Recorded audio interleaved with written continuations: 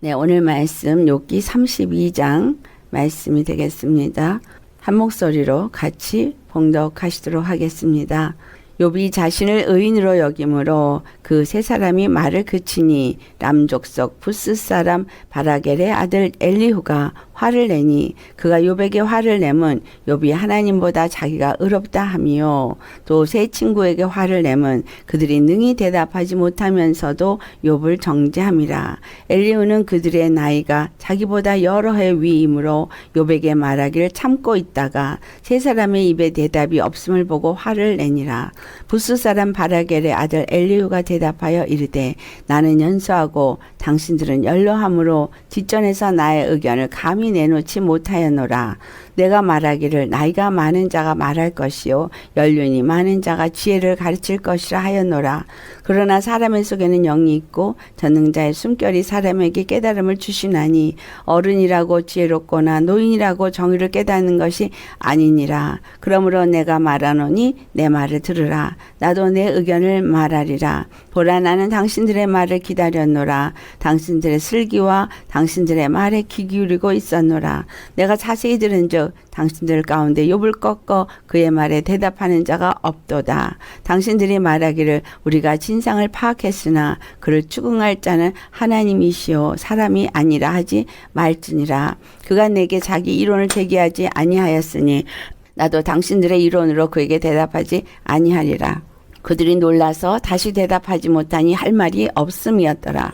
당신들이 말없이 가만히 서서 다시 대답하지 아니한즉 내가 어찌 더 기다리랴. 나는 내 본분대로 대답하고 나도 내 의견을 보이리라.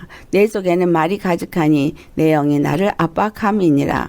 보라, 내 배는 봉한 포도주통 같고 터지게 된 새 가죽 부대 같구나. 내가 말을 하여야 시원할 것이라. 내 입을 열어 대답하리라. 나는 결코 사람의 낯을 보지 아니하며 사람에게 영광을 돌리지 아니하리니 이는 아첨할 줄을 알지 못함이라. 만일 그리하면 나를 지으신 이가 속히 나를 데려가시리로다.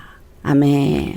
오늘 말씀의 제목은 참된 지혜자는 겸손하라 라는 제목으로 말씀을 나누고자 합니다.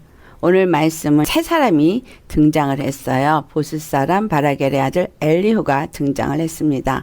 엘리후는 욥의 세 친구보다도 훨씬 연소한 것으로 나타나고 있습니다. 자기 자신을 표현할 때 나는 젊었고 당신들은 연로하다. 그래서 나이가 많은 자가 말할 것이고 연륜이 많은 자가 지혜를 가르칠 것이다 라고 생각했다는 겁니다. 이 엘리후는 자기보다 나이가 많아서 예의를 갖춰서 참고 기다리면서 세 친구가 욥에 대해서 어떻게 말을 하는가를 다 듣고 있었다는 거예요. 그가 말하기도 더디게 하고 나이 먹은 사람들을 예우해주고 참았습니다. 근데 드디어는 그가 노를 바랬어요.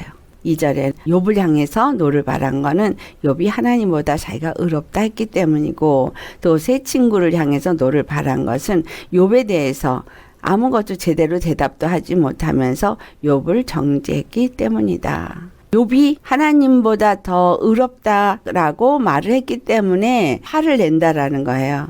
근데 욥이 31장에 자기 자신이 어떠했는지를 쭉 말을 한 것이 말만 들으면 굉장히 그 자신이 의롭다고 자기를 자랑한 것 같습니다. 근데 하나님은 욥을 표현할 때 여기 1장에 사단에게 향해서 말씀을 합니다.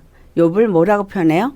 그와 같이 온전하고 정직하여 하나님을 경외하며 악에서 떠난 자는 세상에 없느니라. 1장 8절에 그렇게 말을 합니다. 그는 온전하고 정직하여 하나님을 경외하며 악에서 떠난 자라는 거예요. 세상에 이런 자가 없다는 거죠. 그러니까 욥기 31장에 그가 말한 것들을 볼 때 하나님 앞에 이렇게 칭찬받은 것이 당연하다는 거예요. 또 2장 3절에도 다시 한번 사단에게 한 말이 그와 같이 온전하고 정직하여 하나님을 경외하며 악에서 떠난 자가 세상에 없느니라. 이렇게 두 번이나 그를 칭찬을 합니다. 그런데 엘리후가 욥을 향해서 뭐라고 말해요? 하나님보다 네가 더 의롭다라고 말을 했기 때문에 화를 낸다라고 말을 하고 있습니다. 그동안 계속 살펴왔듯이 욥은 어떤 상태였어요? 처음에는 주신 이도 하나님이시고 걷어가신 이도 하나님이시고 여유가 있었어요. 근데 나중에는 너무 그 고통이 심하니까 하나님도 불평을 하기 시작했잖아요. 31장에서 우리가 살펴봤듯이 하나님의 마음을 가지고 공의를 행하며 믿음으로 온전하게 행한 자라는 거예요. 하나님이 칭찬한 것처럼 온전하게 행하고 하나님을 경외하고 악에서 떠난 일을 했다는 거예요. 근데 이 엘리후는 욥을 향해서 화를 내고 분을 내더라라는 겁니다. 그를 향해서 왜 분을 내는가? 욥이 하는 말을 들었을 때 옳은 것이 아니라라고 본다. 그 말이죠. 엘리후가 생각하고 있는 욥을 책망하고 욥을 향해서 분을 내는 건 33장부터 가봐야 알겠지만 자기가 갖고 있는 의견을 말하리라. 도무지 봉한 포도주통 같고 터지게 된 새가죽 부대같이 입을 열지 않고는 답답해서 못 견디겠다. 그래서 나 말을 하겠다.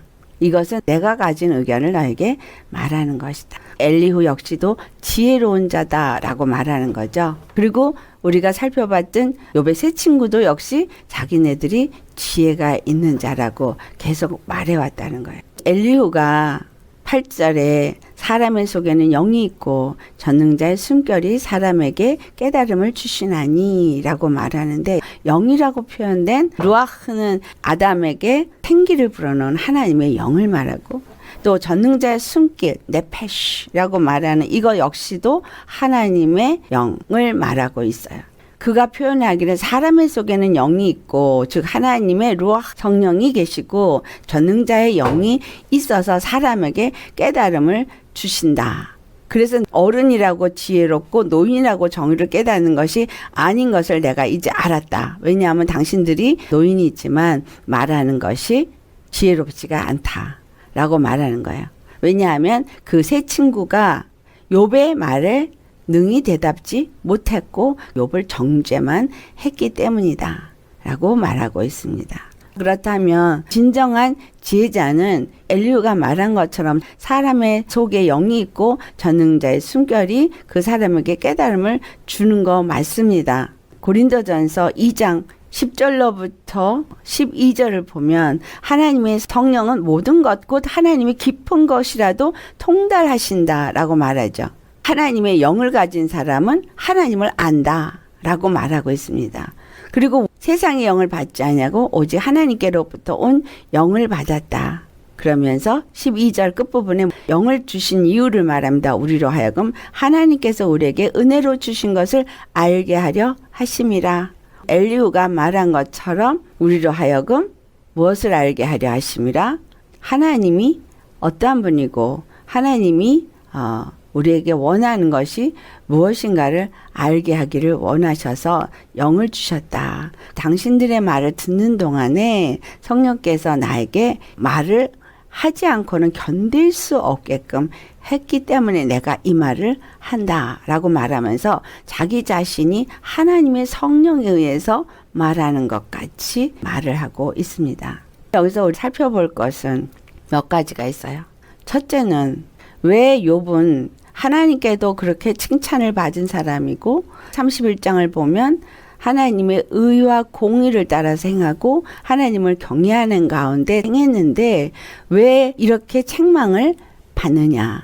그 다음에 두 번째는 세 친구들이 아무리 나이가 많았다 할지라도 하나님의 성령으로 말미암지 않고는 하나님의 지혜를 가진 자가 되지 않아서 노인이라고 지혜롭거나 정의를 깨닫는 것이 아니다라는 말을 엘리후가 한 것을 생각해 볼 수 있겠습니다. 세 번째는 하나님의 영으로 받아서 전능자의 숨결로 깨달음을 받았다고 말하는 엘리후가 하나님의 영과 깨달음으로 말하는 지혜자인가라는 거예요. 욥이 행한 것은 잘한 거 맞습니다. 하나님의 마음을 가지고 하나님을 경외하면서 그가 했고 그러나 이와 같이 행하였는데 어찌하여 고통을 당하는가 또한 어찌하여 죄인 취급을 받는가를 살펴보았습니다. 중요한 것은 욥이 무엇을 잘못했느냐 아는 것이 중요하다는 거예요. 행위로는 험잡을 게 하나도 없어요. 욥은 하나님 앞에 정직했고 그 마음이 순전했고 하나님을 경외했던 건 맞았고 세상에서 이와 같이 행하는 자를 우리가 찾아볼래야 찾아볼 수가 없을 겁니다. 그렇기 때문에 하나님도 그를 세상에 이와 같은 자가 없다고 말했습니다. 이 모든 것이 하나님께로 말미암았다는 것을 그가 입으로는 말을 하면서 온전히 하나님을 주권을 인정하면서 주권 앞에서 겸손이 무엇인지를 몰랐었다라는 거예요. 하나님을 경외도 하고 하나님의 주권도 인정을 하고 하나님이 모든 만물을 다스리고 통치하시는 전능자인 것도 인정하고 그분을 경외하기 때문에 그분의 말씀 앞에서 하나님이 기뻐할 만한 모든 행위를 했다는 거예요. 그런데 그가 한 모든 말을 통해서 우리가 무엇을 깨달아 알 수 있냐 하면 그에게 허락한 모든 일을 주신 이도 하나님이고 걷어가시는 하나님이라고 육체로 얻어진 것들이 사라졌을 때는 믿음을 저버리지 아니하고 그와 같은 고백을 했는데 육체 고통이 왔을 때는 불평을 하기 시작했다는 거예요. 왜 내가 이 고통을 당해야 하는가? 사단이 뭐라 그랬어요? 하나님께서 그의 소유물을 지켜주고 보호하니까 이렇게 하는 것이 아니냐. 그 소유물이 풍족하기 때문에 그것에 감사해서 온전하고 순전한 이러한 삶을 사는 것이 아니냐. 그러니까 하나님이 소유물을 울타리 두르신 것 같이 한 손을 치워버리고 하나님의 보호하심에서 벗어난다면 그는 이와 같지 않을 것이다 라고 말합니다. 그런데 그가 믿음을 저버리지 않았으니까 2장 4절에 가죽으로 가죽을 바꾸오니 사람이 그의 모든 소유물로 자기 생명을 바꿀지라 그의 뼈와 살을 친다면 주를 향하여 욕하게 될 것입니다 라고 말해요. 우리에게 주는 하나님의 메시지를 찾아봐야 됩니다. 첫 번째, 우리의 초점이 생명에 있어야 된다. 육체의 생명이 아닌 영혼의 생명, 영원한 생명. 욥은 영원한 생명의 소망을 가진 것 같으면서도 육체가 당하는 고통 속에서 이해할 수가 없었던 것을 발견합니다. 하나님이 복을 주셔서 경외하며 잘 살았는데 왜 이렇게 고통 가운데 있어야 하느냐. 주님이 주신 거니까 육체의 물질은 주님이 가져가셔도 오케이. 근데 왜 내 육체까지 이렇게 쳐서 이 고통을 당해야 되는가. 그는 하나님 앞에 자기는 죄가 없다라고 생각한 것은 그렇게 하나님을 경외하고 하나님의 마음을 가지고 흠도 티도 없이 행위로는 온전했기 때문이다라는 거예요. 우리에게 가르쳐주고자 하는 건 행위의 온전함, 그거는 2차적인 거예요.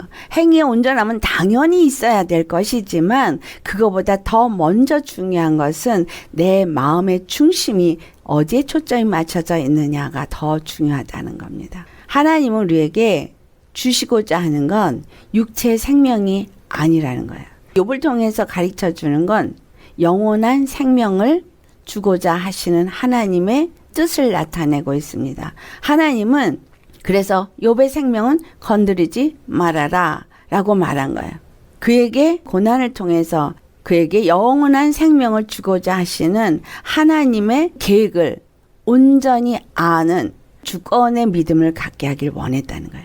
하나님의 주권 인정했어요. 전능하심을 인정했어요. 하나님의 궁극적인 목적은 몰랐다라는 거예요. 열심히 하나님을 믿고 섬기면서 봉사하고 선하게 살으려고 의롭게 살으려고 공의를 행하려고 나름 신앙생활 열심히 하시죠. 그런데 잊지 말고 반드시 하나님 앞에서 가져야 할 것은 그분 앞에 늘 겸손한 자가 되어야 되는 거예요. 이 겸손은 영원한 영생의 생명을 주고자 십자가를 지신 예수 그리스도를 알고 그분 앞에 모든 것을 맡겨진 상태에 있는 겸손을 말하고 있습니다. 예수 믿는 사람은 물질에 대해서 초월하는 거는 잘해요. 그거도 못하는 사람도 많죠. 그렇지만 믿음이 좋으신 분들은 물질에 대해서 포기하는 거를 잘합니다. 근데 육체를 쳐서 육체가 고통을 당할 때는 못 견뎌하고 하나님이 살아계시다면 어떻게 나한테 이와 같은 일을 하실까라고 생각합니다. 저도 인내하면서 모든 길을 잘 순정하면서 왔다가 암 선고를 받았을 때 하나님이 어떻게 나한테 이러실 수가 있나. 내가 여기까지 어떻게 왔는데 왜 이와 같은 일이 나한테 있을 수 있나 라는 생각을 했거든요.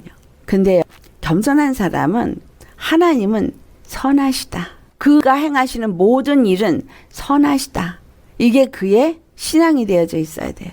어떤 일을 나한테 허락하셨든 육체 고통이 나한테 왔든 하나님이 행하시는 모든 것은 선하시다. 내가 믿음을 잃지 아니하는 거가 중요하죠. 영생을 우리에게 주기를 원하셔서 십자가를 지신 예수 그리스도는 우리의 육체의 생명을 위해서 죽으신 것이 아니라는 거예요. 영원한 생명을 위해서 죽으셨다는 거예요. 나의 죄를 도말하시고 정결하고 깨끗하게 하고 땅에서 복을 누리게 한다라고 생각을 해서 기복신앙을 갖게 되는 거잖아요. 땅에서 만약에 먹을 것이 없고 입을 것이 없고 잠잘 것이 없게 하신다면, 그리고 육체가 고통 가운데 있는 이 욥의 고통을 당한다면 끝까지 예수님을 믿을 수 있으시겠습니까? 거지 나사로는 부자의 상에서 떨어진 부스러기를 먹을 뿐만이 아니라 그 몸에 헌대가 나서 육체의 고통을 겪었던 사람이에요. 이 땅에서는 거지였었어요. 근데 그 거지 나사로가 죽어서 아브라함 품에 들어간 것을 예수님이 말씀하시더라라는 거예요. 왜 이 비유를 말씀하셨느냐는 거예요. 그것은 이 땅의 삶은 거지로 살든 부스럼이 나서 고통을 당하든 육체는 잠깐이라는 거예요. 중요한 것은 영원한 생명이라는 거죠. 우리에게 영원한 생명을 주시는 하나님의 사랑, 그 사랑이 물질의 축복을 주거나 육체의 건강을 주거나 내가 원하는 것을 다 줄 때 사랑이 하나님이고, 그렇지 않을 때는 사랑이 하나님이 아닌 것 같이 생각하는 거, 이거 욥이 가진 믿음이라는 거예요. 그래서 우리에게 무엇을 가르쳐주고 있어요? 어떤 순간에도 하나님이 행하신 모든 것은 선하심에 불평불만할 것이 없어야 된다는 거예요. 진정한 겸손은 진정한 지혜자에게서만 나옵니다. 진정한 지혜자는 하나님의 그 뜻이 무엇인지를 알아요. 하나님이 이 모든 것을 허락한 것이 무엇을 위함인 것을 압니다. 그렇기 때문에 그 모든 것을 능히 감내한다는 거예요. 그리고 내가 이와 같은 선한 일을 했어, 이와 같은 일을 했어 라고 하면서 변명하지 않는다는 거예요. 욥은 제 친구가 그를 악하다고 죄인으로 몰아치니까 열심히 자기를 변명했어요. 하나님의 일을 하면서 나아갈 때 하나님이 변명조차도 하지 못하게 하십니다. 그래서 엘리후가 욥을 향해서 분을 내는 것 중에서 그가 이렇게 생각해서 욥을 향해서 분을 내는지는 모르겠지만, 생각해 볼 건 첫 번째, 내 마음이 얼만큼 하나님 앞에 겸손하냐. 두 번째, 하나님의 선하신 뜻에 맞추어서 모든 것이 허락했기 때문에 나는 어떤 억울한 일을 당할지라도 그 앞에 변명하지 않을 수 있겠느냐라는 거예요. 참 힘들더라고요. 제가 그 경험을 할 때, 왜냐면 억울하니까 할 말이 많거든요. 난 잘못한 게 없거든. 근데 너무나 억울한 일을 너무 많이 당하니까 변명하고 싶어요. 행위의 온전함보다 더 중요한 것, 하나님 앞에 완전히 굴복된 겸손이라는 거예요. 하나님의 모든 것에 완전히 굴복된 겸손은 굳이 변명조차도 하지 않는다는 겁니다. 억울한 일을 당했으면 당하시고 하나님이 그 모든 일을 이루실 때까지 그냥 기다리는 거. 굉장히 중요한 말을 해요. 여기서 많은 분들이 넘어집니다. 전에도 제가 말씀을 드린 적이 있어요. 억울하고 힘든 일이 있을 때 내가 해결해 보려고 하지 말고 하나님께 올려드려야 돼요. 그래서 로마서 12장 19절에 한 말이에요. 원수 갚는 것이 내게 있으니 내게 맡기라 그러죠. 어떤 억울한 일이 있어도 하나님께 올려드리는 것만 하는 거예요. 변명 같은 거 할 필요가 없다는 거예요. 그 사람들이 나를 어떻게 보든 어떻게 생각을 하든 그건 나하고 상관이 없는 거예요. 이게 어떤 사람에게 주어져요? 성령의 사람. 고린도전서 2장 15절에 나타난 성령의 사람은 지혜로운 자니까 하나님의 마음을 내 안에 계신 성령이 나에게 알게 하니까 나는 모든 것을 판단하지만 나는 아무에게도 판단을 받지 않는 자가 되는 거예요. 그들이 나를 어떻게 판단을 하든 나는 판단을 받지 않으니까 굳이 변명을 할 필요가 없는 겁니다. 억울한 마음이 드는 거, 이건 증거예요. 하나님의 선하심에 모든 것을 맡기는 겸손을 가진 사람은 자기 안에 있는 평강을 잃어버리지 않습니다. 우리가 어떤 일이 있어도 선하신 하나님이 말씀하신 것을 들었고 알아요. 그러면 그걸 믿고 붙잡아야 되는데 그걸 붙잡지를 못하고 순간에 오는 감정에 속아요. 순간에 들어오는 생각에 속아요. 그래서 그 생각에 속고 그 감정에 속고 순간에 올라온 마음에 속아서 그걸 붙잡아 버리더라는 거예요. 겸손은 항상 예수 그리스도 십자가에 죽은 자예요. 그리고 그분이 준 마음 외에는 아무것도 갖고 있는 자가 아닙니다. 그래서 평강을 잃지 않아요. 안정된 심령이 될 수밖에 없어요. 이게 무엇이냐면 안식 안에 거하는 거예요. 예수 그리스도를 믿으면 우리는 안식일의 주인인 예수님 안에서 안식을 누리는 자거든요. 왜 안식을 누려요? 죄와 사망이 더 이상 나를 지배하지 못하기 때문이에요. 더 이상 나를 좌지우지할 수가 없기 때문입니다. 때로는 내 마음대로 안 돼요. 그래서 답답해요. 내가 뭐가 잘못됐나 생각할 수 있어요. 욥이 행한 건 그거예요. 내가 뭐가 잘못됐나? 난 이렇게 행했는데?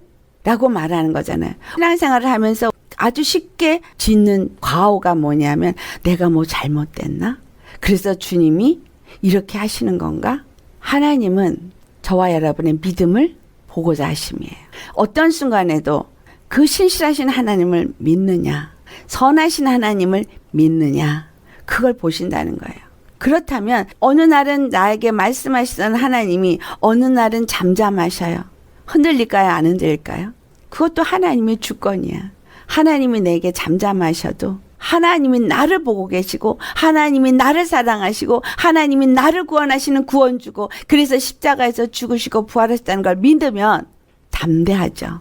그리고 내가 미처 몰라서 기도를 못했다 할지라도 방언을 할 때 성령님은 방언을 통해서 미리 기도를 다 시켜 놓으셨다는 거예요. 그래서 어떤 일이 일어났을 때도 하나님은 거기서 이미 피할 길을 만들어 주시고 이미 하나님의 보호하심과 구원하심의 역사는 일어났다라는 거예요. 예수님을 믿는다고 하면서 많은 의심을 합니다. 이게 의심의 영이 우리에게 의심을 계속 불어넣어 주기 때문인 거예요. 거짓 것을 믿도록 불어넣어 주니까 의심을 하고 거짓 것을 믿고 순간순간에 좌절하고 순간순간에 넘어지고 믿는다고 하다가도 또 딴 생각이 들어져서 맥이 빠지고 속이 답답해지고 하나님은 저 사람의 하나님은 되고 내 하나님은 아니신가? 하나님은 나에게서 어디로 출타하셨나? 아니요. 하나님 그 눈을 우리에게서 떼지 아니하신다는 사실을 믿으시기 바랍니다. 그 눈을 우리에게 떼지 않으시고요. 나를 위해서 내 가족도 지켜주시고 모든 상황 속에서 온전히 예수님만 바라보고 믿음으로 굳건히 그 길을 가는가 안 가는가를 보고자 하신다는 거예요. 주님이 사랑하심이 그렇게 가볍게 생각하시지 않아야 합니다. 저는 많은 경험을 통해서 터득한 거예요.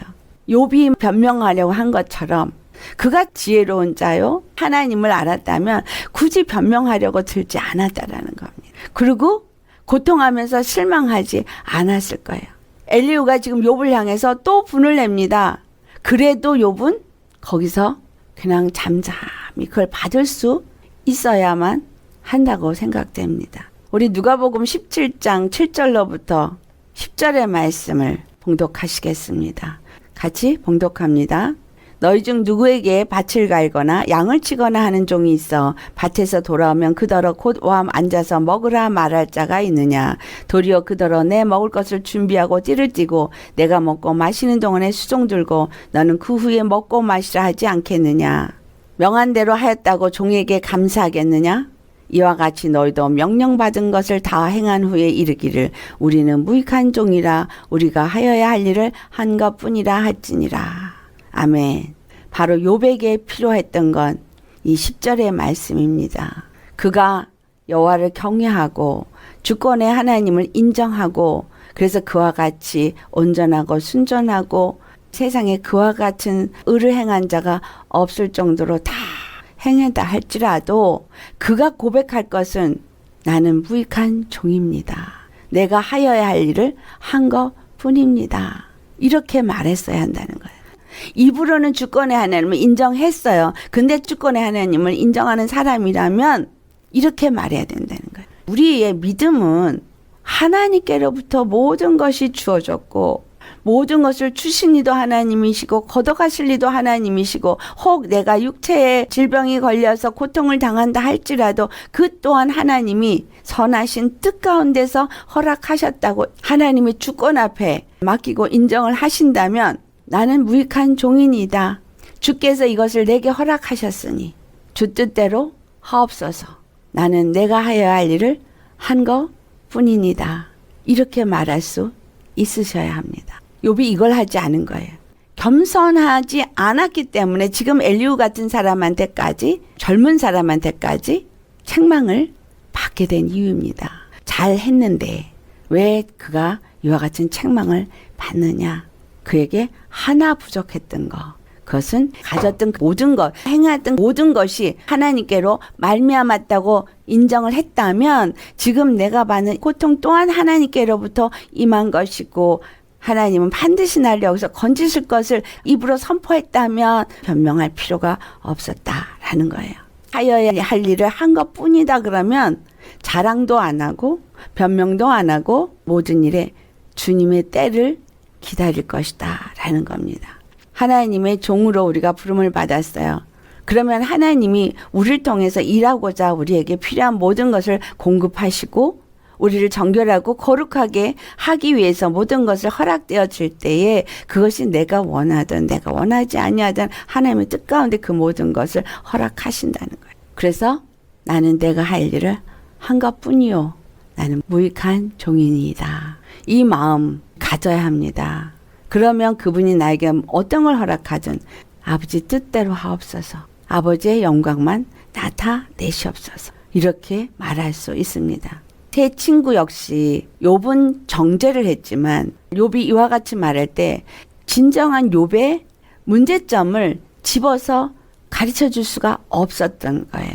그러니까 성령으로 말미암은 지혜자가 아닌 거죠. 그리고 세 번째로 엘리후가 말한 것처럼 자기 안에 하나님의 영이 있고 전능자의 성령이 깨달음을 주어서 말했다면 이는 욥에 대해서 바른 말을 할 것입니다. 엘리후를 통해서 깨달아야 할 것이 하나 있습니다. 성령님이 말하게 하실 때 말해야 한다는 거예요.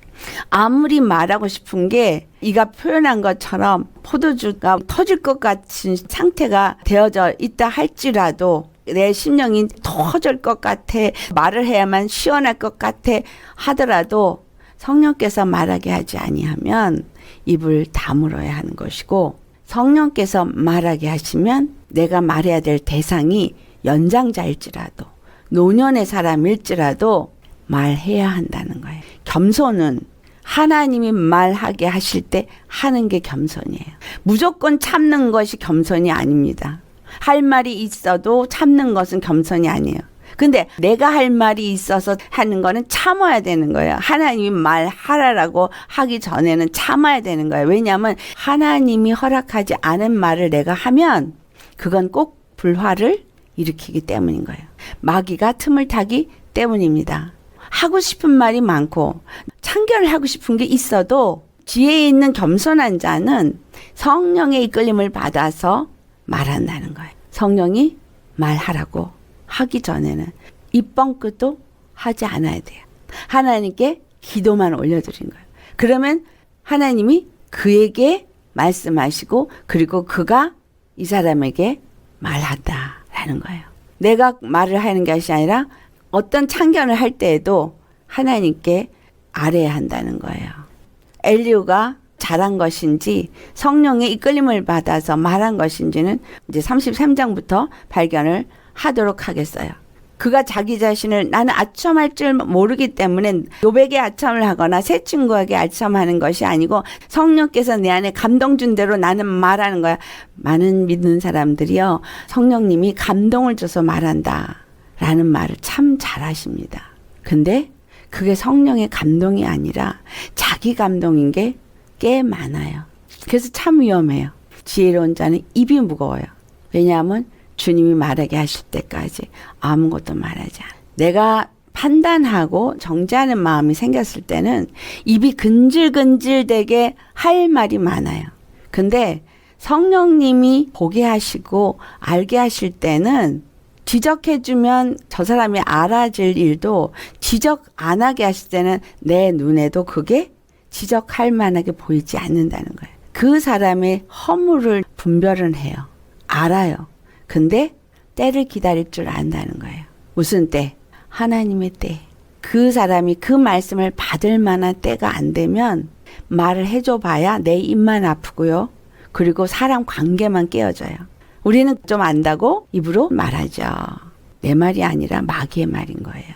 그건 사람 관계를 흩트고 이간시키고 오히려 더 문제를 만듭니다. 사람의 모임 속에서 우리 공동체 속에서 허물들이 있다 할지라도 하나님이 입을 열게 하지 않으면 누구에게도 입을 열면 안 돼요.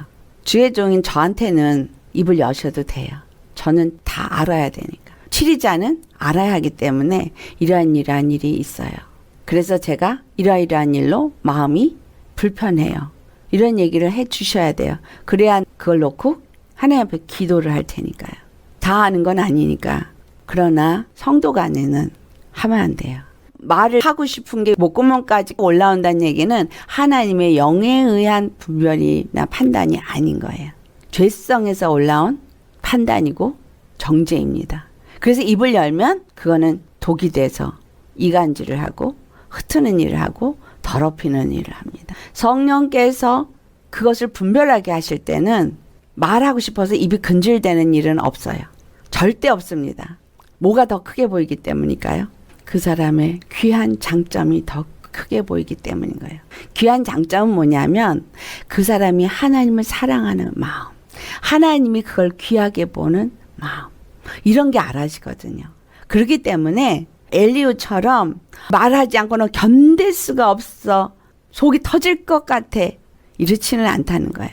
성령님이 말하게 하실 때가 돼서 말하게 되면요, 이렇게 속이 터질 것 같은 게 아니라 아주 자연스럽게 아주 부드럽게 말을 하게 되고 그걸 듣는 사람이 아멘으로 받아들이게 됩니다. 그때까지 뭐만 해야 돼요? 기도만 해야 돼요. 주님은 우리에게 뭘 가르쳐줘요? 사랑을 가르쳐줘요. 하나님 아버지가 사랑이시고 예수님이 사랑이시고 성령님이 사랑이시기 때문에 그 세 분이 하시는 일은 다 사랑이 바탕이 되어져서 다른 사람이 아무리 죄를 지은 허물을 가진 자라도 그를 대할 때에 그 심령을 갈기갈기 찢어놓지는 않는다는 얘기예요. 어미하게 야단을 치실 때도 어미한 꾸짖음이 회개를 만들어내요. 회개를 만들어내기 때문에 애통하는 심령을 만들어내기 때문에 살아나잖아요. 성령의 역사는 그렇습니다. 사람이 하는 인간적인 거는 그렇지가 않아요. 절대 회개를 만들어내지 못합니다. 엘리후를 통해서도 깨달아 하는 거. 아첨해서 말하는 게 아니라 정직하게 말하는 거야. 성령이 깨닫게 해준 것을 말하는 거야 라고 말한다 할지라도 그것이 아닐 수 있다라는 거예요. 그러니까 거짓 선지자들이 하나님의 영이 내게 이렇게 말했다라고 말하는데 하나님이 그걸 뭐라 그랬어요? 저들의 마음에서 올라온 것이라고 표현하잖아요. 근데 그거를 분별을 못하니까 거짓 선지자가 되는 거예요.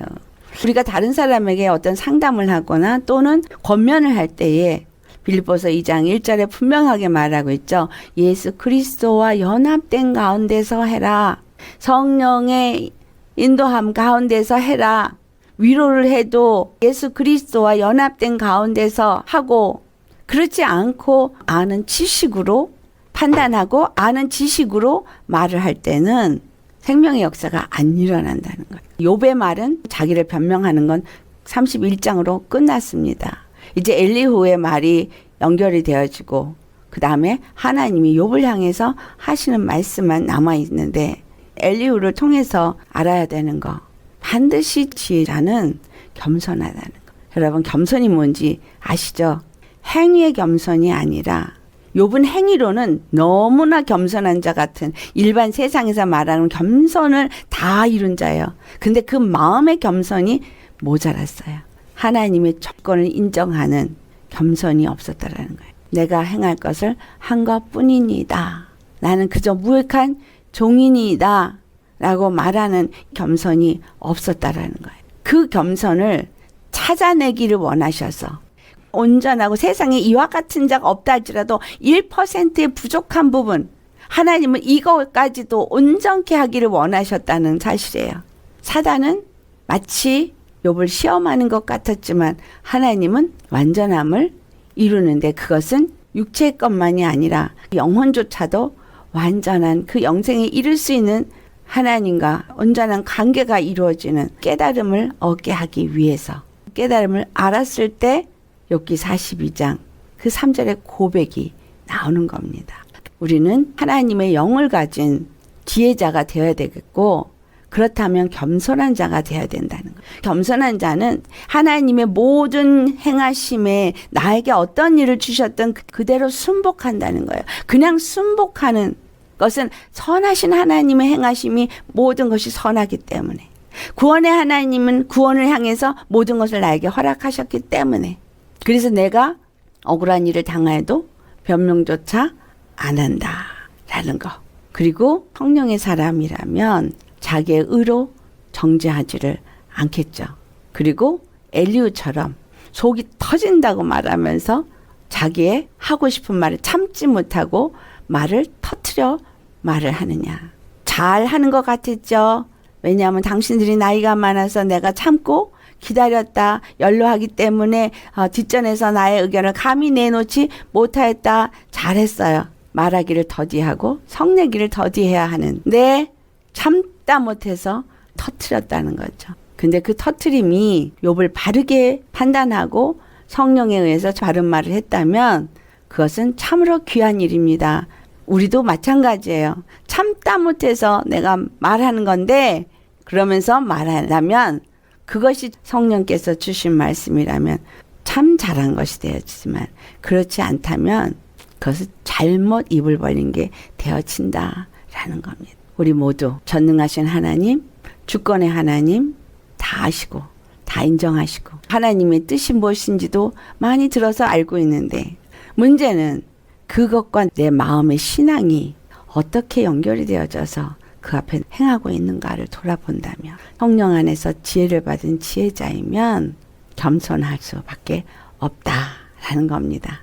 모든 것을 그분께 맡긴 자가 겸손한 자예요. 모든 것이 그분 앞에 순복한 자가 겸손한 자예요. 주님이 모든 것을 하시도록 내어놓는 자가 겸손한 자예요. 이와 같은 저와 여러분 되시기를 예수님의 이름으로 축원합니다. 아멘. 이 욥기가 우리에게 귀한 것을 많이 가르쳐 줍니다. 하나님은 그분께 모든 걸 맡긴 자를 기뻐하세요. 하나님께 모든 걸 맡기고 의심하지 않고 믿어드리는 사람. 우리에게 요구하는 건 믿음뿐이에요. 근데 교회 다니는 걸 믿음이라고 생각해요. 믿으면 믿음의 행위가 있어야 돼요. 믿음이 행위로 나타나거든요. 욥이 행한 이러한 행위를 믿음의 행위라고 말할 수도 있겠지만 진정한 믿음의 행위는 겸손입니다. 주님 앞에 모든 것을 다 맡긴 자는 그 마음이 평안하다, 안정되다. 하나님 우리에게 겸손한 사람들이 되기를 바라시는 것 같아요. 이런 설교를 하게 하시니까 제가 배운 거 또 이렇게 욥기에서 또 발견하면서 변명을 안 하고 참는 속이 터지죠. 근데 하나도 안 터져야 돼요. 인내를 하는데 변명도 안 하고 억울함을 당하는데 속이 안 터져야 돼요. 안정돼야 되고요. 평안해야 돼요. 왜? 주님께 다 맡겼으니까.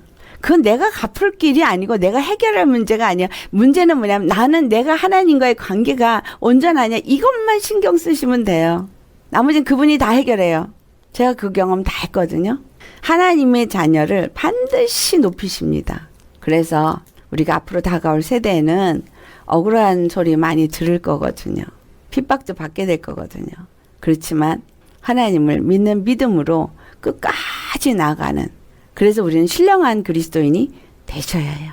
모든 것을 판단하지만 아무에게도 판단받지 않는 사람. 그렇지만 하나님 앞에는 나는 무익한 종인이다. 내가 해야 할 일을 한 것뿐입니다. 아무것도 요만큼도 자기를 높이지 않는 사람. 오직 주님께만 모든 영광 돌리는 사람 되시기를 예수로 축원합니다. 할렐루야. 다 같이 오늘 말씀 생각하면서 기도하시도록 하겠습니다. 할렐루야. 거룩하신 아버지 감사드립니다. 욥이 의롭고 순전하고 온전하고 정직하고 하나님을 경외하며 이 세상에 그와 같은 자가 없다고 칭찬을 받을 만큼 그의 모든 행위는 온전하였습니다. 그러나 그가 고통 가운데서 내가 왜 이와 같은 일을 당해야 하는가 불평하며 이렇게 온전히 행하였다, 이렇게 의롭게 행하였다, 온전한 삶을 살았다 라고 그가 말한 것을 통해서 우리에게 가르쳐 주시는 것은 그에게 한 가지가 부족했던 것, 바로 하나님 앞에, 진정한 주권의 하나님 앞에, 그 선하신 하나님 앞에, 구원의 하나님 앞에 모든 것을 맡기고 변명하지 말고 잠잠히 주님의 때를 기다리는 것, 그거 하나가 부족하였습니다. 결국은 자기가 의롭다함을 말함으로 인해서 엘리후에게 책망을 받습니다. 우리도 이와 같은 일을 많이 합니다. 모든 것을 주님께 맡기고 변명하지도 아니하며 선하신 하나님, 구원의 하나님 앞에 겸손히 주님께 모든 것을 맡긴 자가 되어지게 하여 주시옵소서.